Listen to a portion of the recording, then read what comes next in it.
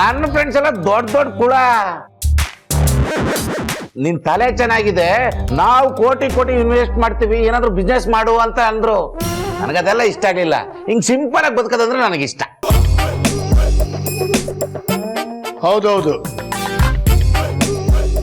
ಧರ್ಮ, ಇವರು ತುಂಬಾ ಸಿಂಪಲ್ ಮನುಷ್ಯ, ತುಂಬಾನೇ ಸಿಂಪಲ್.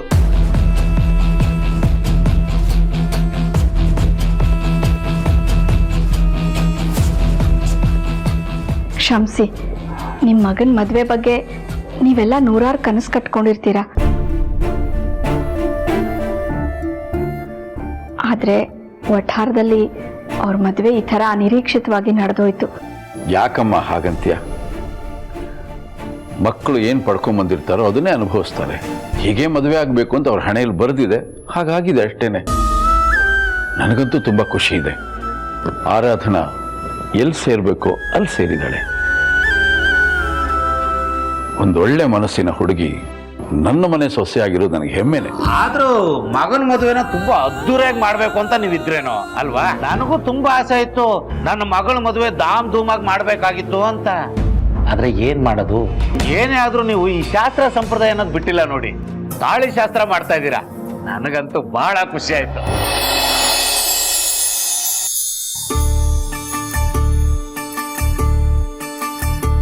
ರಾಜ್, ಹಲೋ ರಾಜ್, ಏನ್ ಹಾಗೆ ನೋಡ್ತಿದ್ದೀರಾ? ಇಷ್ಟು ಮುದ್ದ ಕಾಣಿಸಿದ್ರೆ ಇನ್ ಹೇಗ್ರಿ ನೋಡ್ಬೇಕು? ಏನು ಬೊಂಬೆ ತರ ಕಾಣಿಸ್ತಾ ಇದ್ದೀರಾ, ನನ್ ದೃಷ್ಟಿನೇ ಆಗ್ಬಿಡುತ್ತೆ. ಏನ್ ಮಾಡ್ತಿದ್ದೀರಾ? ಇವತ್ ನೀವು ನನಗೆ ಬೈಕೊಳ್ಳಿ, ಗಂಡನ್ ತರ ಆಡ್ತಾ ಇದೀರ ಅಂತ ಗದ್ರಿ, ಐ ಡೋಂಟ್ ಕೇರ್. ಇವತ್ ನೀವು ಸಕ್ಕತ್ತಾಗೆ ಮುದ್ದ ಕಾಣಿಸ್ತಿದ್ದೀರಾ, ನನ್ ದೃಷ್ಟಿ ಆಗತ್ತೆ. ತಾಲಿ ಕಟ್ಟಿದ್ದೀನಿ ಅಂತ ಹೆಂಗೆಂಗೋ ಆಡ್ಬೇಡಿ. ಹೆಂಗೆಂಗೋ ಅಲ್ಲ ರೀ, ಗಂಡನ್ ತರ ಆಡ್ತಿದ್ದೀನಿ, ತಪ್ಪಾ? ಸರಿ ಬನ್ನಿ, ರೇವತಿ ಆಂಟಿ ಮಹೇಶ್ ಸರ್ ಬಂದಿದ್ದಾರೆ, ಬನ್ನಿ, ನಿಮ್ಗೋಸ್ಕರ ಕಾಯ್ತಿದ್ದಾರೆ. ನೀವು ಹೋಗಿರಿ, ನಾನು ಬರ್ತೀನಿ. ಯಾಕೆ ಈಗಲೇ ಬರಕ್ಕೆ ಮುಹೂರ್ತ ಚೆನ್ನಾಗಿಲ್ವಾ? ರೆಡಿ ಆಗಿದ್ದಾಯ್ತಲ್ಲ, ಬನ್ನಿ.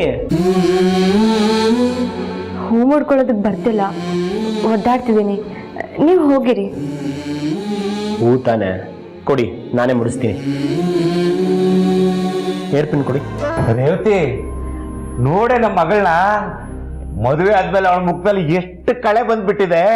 ಅಯ್ಯೋ, ನನ್ನ ಮಗಳು ಬಂಗಾರ. ಚೆನ್ನಾಗಿದೆಯಾ ಆರಾಧನಾ?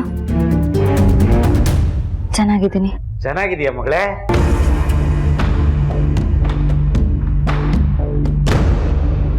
ಬಿಗ್ರೆ, ಒಂದಿನ ನನ್ನ ಮಗಳನ್ನ ಬಿಟ್ಟಿದ್ದೇ ಇಲ್ಲ ನಾವು. ಅವಳು ಮನೇಲಿಲ್ದೆ ನನಗೆ ತುಂಬಾ ಕಷ್ಟ ಆಗ್ತಾ ಇದೆ. ಅರ್ಥ ಆಗ್ತಾ ಇದೆ. ಸಾವಿತ್ರಿ, ನೀನು ಹೀಗೆ ಕೂತ್ಕೊಂಡ್ಬಿಟ್ಟೆ? ಅವ್ರಷ್ಟು ದೂರದಿಂದ ಬಂದಿದ್ದಾರೆ, ಅವ್ರಿಗೊಂಚೂರು ತಿಂಡಿ ಕಾಫಿ ಏನಾರು ಕೊಡೋದಲ್ವಾ? ನಿಜ ಹೇಳ್ಬೇಕು ಅಂದ್ರೆ ಇಲ್ಲಿ ಬರೋ ಅರ್ಜೆಂಟ್ ಅಲ್ಲಿ ಕಾಫಿನೇ ಕುಡ್ದಿಲ್ಲ ನಾವು. ಅಯ್ಯೋ, ತರ್ಸಿ ದಯವಿಟ್ಟು ತಗೊಂಬೋಗಿ.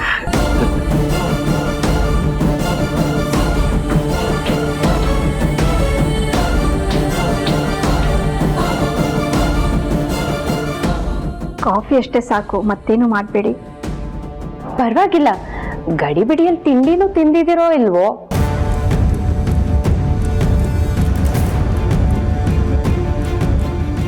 ಹೌದು, ಗಡಿಬಿಡಿಯಲ್ಲಿ ಹೊರಟಿರ್ತೀರಿ, ತಿಂಡಿನೂ ಮಗ್ಳು ಮನೆಯಲ್ಲೇ ಮಾಡೋಣ ಅಂತ ಹಂಗೆ ಬಂದಿದ್ರೋ ಏನೋ.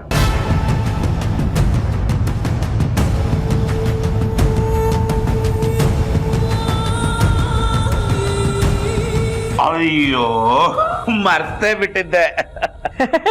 ಚಾಕ್ಲೇಟಾ? ಚಾಕ್ಲೇಟ್ ಯಾಕೆ ತಂದಿದ್ದೀರಾ? ನಮ್ಮನೇಲಿ ಯಾವ ಪುಟ್ಟ ಮಕ್ಕಳು ಇಲ್ವಲ್ಲ. ಇದು ಆರಾಧನಂಗೆ. ಹಾ, ನನ್ನ ಮಗಳಿಗೆ ಚಾಕ್ಲೇಟ್ ಅಂದ್ರೆ ಇಷ್ಟ. ಮಗಳೇ ತಗೊಂಬ, ತಗೋ.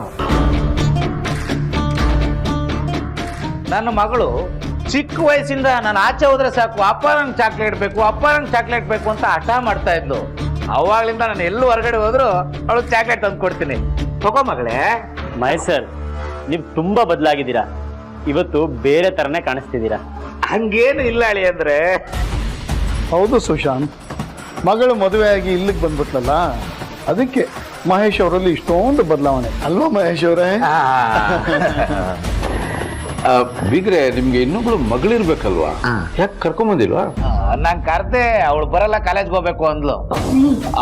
ಅದು ಅಯ್ಯೋ ಆರಾಧನಾ, ನಿನ್ ತಂಗಿ ಸಿರಿ ನಾನು ಅಕ್ಕನ್ ನೋಡ್ಬೇಕು ಅಂತ ಬಟನ್ ಏನ್ ತಿಕ್ಕಿದ್ದೆ. ಆದ್ರೆ ಏನ್ ಮಾಡೋದು, ಸ್ಪೆಷಲ್ ಕ್ಲಾಸ್ ಇತ್ತಂತೆ, ಬರಕ್ಕಾಗಲ್ಲ ಅಂದ್ಲು.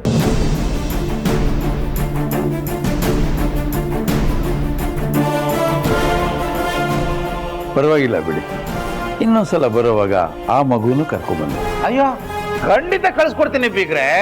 ಅವಳಿಗೂ ಅಕ್ಕನ್ ನೋಡ್ಬೇಕು, ಅಕ್ಕನ್ ಮನೆ ನೋಡ್ಬೇಕು ಅಂತ ಆಸೆ ಇರಲ್ವಾ? ಅದು ಬೇರೆ ಮನೆ ದೊಡ್ಡದು.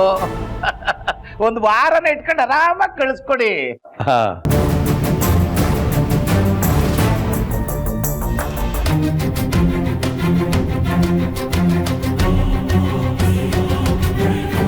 ಸುಶಾಂತ್, ತಾಳಿ ಕಟ್ಟಪ್ಪ. ಎಲ್ಲ ನಮ್ಮ ಕರ್ಮ ನೋಡಿ. ಇವಾಗ ಅವಳು ಅಫಿಷಿಯಲ್ ಆಗಿ ಈ ಮನೆ ಸೊಸೆ ಆಗ್ತಿದ್ದಾಳೆ.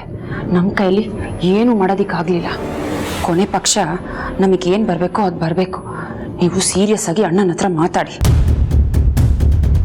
ಮಗನೇ, ತಾಳಿ ಆರಾಧನಾ ಕೊರಳಿಗೆ ಹಾಕಪ್ಪ. ಏನು ಯೋಚನೆ ಮಾಡ್ತಿದ್ಯಾ? ಚೆನ್ನಾಗಿರಪ್ಪ, ಚೆನ್ನಾಗಿದೆ. ಈ ಮಾಂಗಲ್ಯದಲ್ಲಿ ಕರಿಮಣಿಗಳು ಹೇಗೆ ಒಂದಕ್ಕೊಂದು ಹೊಂದ್ಕೊಂಡಿರುತ್ತೋ ಅದೇ ಥರ ನೀವಿಬ್ಬರು ಜೀವನದಲ್ಲಿ ಹೊಂದ್ಕೊಂಡು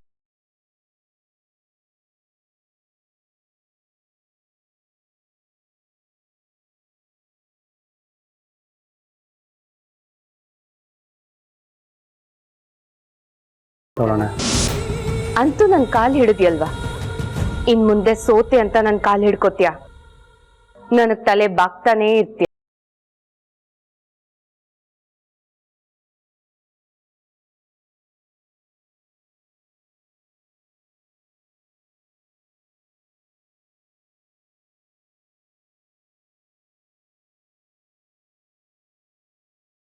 both of you. ಅಂತೂ ತಾಳಿ ಶಾಸ್ತ್ರ ಅಂದುಕೊಂಡ ಹಾಗೆ ಮಂಗಳಕರವಾಗಿ ಎಲ್ಲವೂ ನೆರವೇರಿತು. ಸಾವಿತ್ರಿ, ಬಂದವರಿಗೆ ಊಟದ ವ್ಯವಸ್ಥೆ ಮಾಡ್ಬೋದಲ್ಲ? ಸರಿ ರೀ.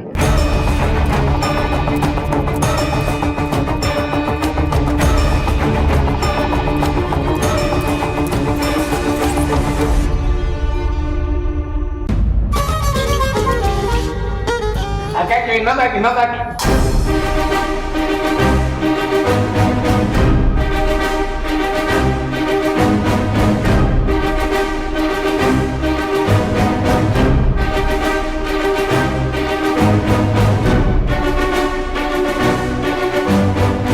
ಮಗಳೇ, ನೀನ್ ಯಾಕಮ್ಮ ಅಲ್ಲಿ ನಿಂತ್ಕೊಂಡಿದ್ಯಾ? ಬಾ, ನಿಮ್ಮ ಯಜಮಾನ್ರ ಪಕ್ಕದಲ್ಲಿ ಕೂತ್ಕೋ. ಪರವಾಗಿಲ್ಲ, ನಾನು ಬಡಿಸ್ತೇನೆ. ಬೇಡ.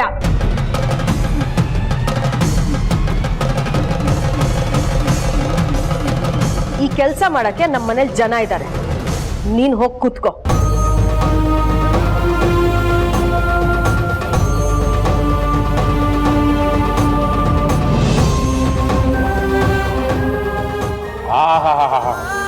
ಎಂತ ಅತ್ತೆ! ಈಗಿನ ಕಾಲದಲ್ಲೂ ಇಂಥ ಅತ್ತೆ ಇರ್ತಾರ?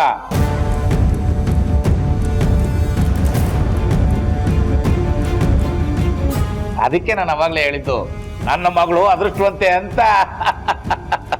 ಕುತ್ಕೋ ಮಗಳೇ, ಕುತ್ಕೋ, ತಿನ್ನು ಬಾ. ನೀನ್ ಬಾಮ್ಮ, ಕುತ್ಕೋ ಬಾಮ್ಮ.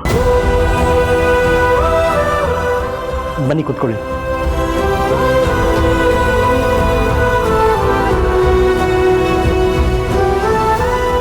ನೀವೆಲ್ಲ ಊಟ ಶುರು ಮಾಡಿ. ಯಾಕೆ ಕಾಯ್ತಾ ಇದ್ದೀರಿ? ಊಟ ಮಾಡಿ. ಅಪ್ಪ, ನೀವ್ ಅದನ್ನ ಹೇಳೋದೇ ಬೇಡ. ಅವ್ರಿಗೆ ಸ್ವಲ್ಪನೂ ಸಂಕೋಚನೇ ಇಲ್ಲ.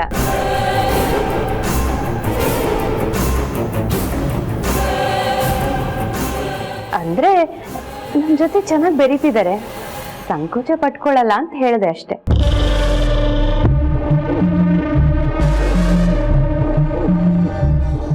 ಅಡುಗೆ ತುಂಬಾ ಚೆನ್ನಾಗಿದೆ. ನೀವೇ ಮಾಡಿದ್ದ ಇಲ್ಲ ಅಡುಗೆಯವ್ರು ಮಾಡಿದ್ದ? ನಾನೇ ಮಾಡಿದ್ದು. ಸೂಪರ್ ಆಗಿದೆ.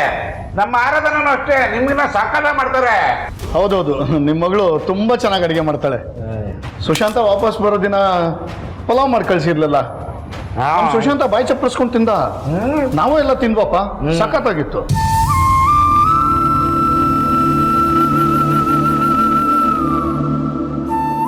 ಅತ್ತೆ ಸೊಸೆ ಇನ್ಮೇಲೆ ರಸದೌತಣ ಅಡಿಗೆಗಳು ಮಾಡ್ತಾ ಇರಿ, ನಮ್ಮನ್ನ ಆಗ ಕರೆಸ್ತಾ ಇರಿ.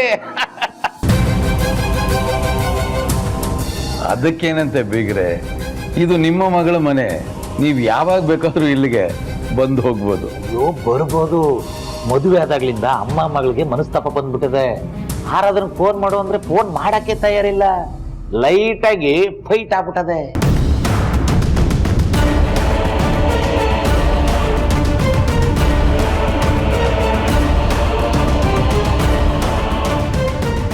ತಾಳಿ ಶಾಸ್ತ್ರ ಅನ್ನೋದಕ್ಕೋಸ್ಕರ ಬಂದಿದ್ದಾಳೆ.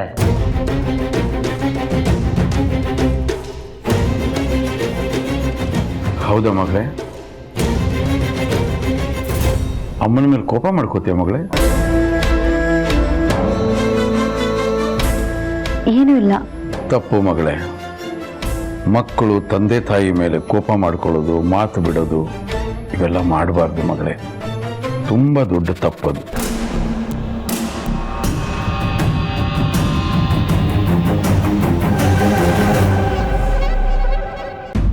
ಆದ್ರೂ ನಮ್ಮ ಸುಶಾಂತ್ ಮದುವೆ ಮತ್ತೆ ಮದುವೆ ಊಟ ಇಷ್ಟೊಂದು ಸಿಂಪಲ್ ಆಗುತ್ತೆ ಅಂತ ನಾನು ಅನ್ಕೊಂಡೇ ಇರ್ಲಿಲ್ಲ.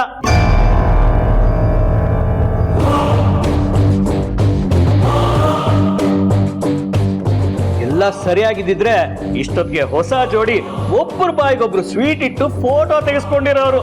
ಆದ್ರೆ ಈಗ ನೋಡಿ. ಗಣಪತಿ, ಒಳ್ಳೆ ವಿಷಯ ಹೇಳಿದೆಪ್ಪ ನೀನು. ಊಟ ಅದ್ಧೂರಿಯಾಗಿಲ್ದೆ ಅವರು ಏನಂತೆ, ಗಂಡು ಹೆಣ್ಣು ಇಲ್ಲೇ ಕೂತಿದೆ, ಹೊಸದಾಗಿ ಮದುವೆ ಆಗಿದ್ದಾರೆ, ಸ್ವೀಟು ಅಲ್ಲೇ ಇದೆ, ಒಬ್ರಿಗೊಬ್ಬರು ತಿನ್ಸಿದ್ರೆ ಮನ್ಸಿಗೆ ನಮಗೂ ಆನಂದ ಆಗುತ್ತೆ ಅಲ್ವಾ? ಬಾಬಾ, ನಾನು ಹೇಳಿದ ಹಂಗಲ್ಲ. ಹಾಗೆ ನೀವು ಹೇಳಿದ ಹಾಗೆ ಗಣಪತಿ, ಸೂಪರ್ ನೀವು. ಸುಶಾಂತ್, ನಿಮ್ಮ ಶ್ರೀಮತಿ ಅವ್ರಿಗೆ ಸ್ವೀಟ್ ತಿನ್ಸಪ್ಪ. ಆರಾಧ್ನಾ, ನೀನು ನಿಮ್ಮ ಯಜಮಾನ್ರಿಗೆ ಸ್ವೀಟ್ ತಿನ್ಸಮ್ಮ, ನೋಡೋಣ, ನೋಡಿ ಖುಷಿ ಪಡೋಣ. ಅರೆ ತಗೊಳಪ್ಪ, ನಿನ್ನ ಶ್ರೀಮತಿಗೆ ಸ್ವೀಟ್ ತಿನ್ಸಕ್ ಸಂಕೋಚ ಯಾಕೆ?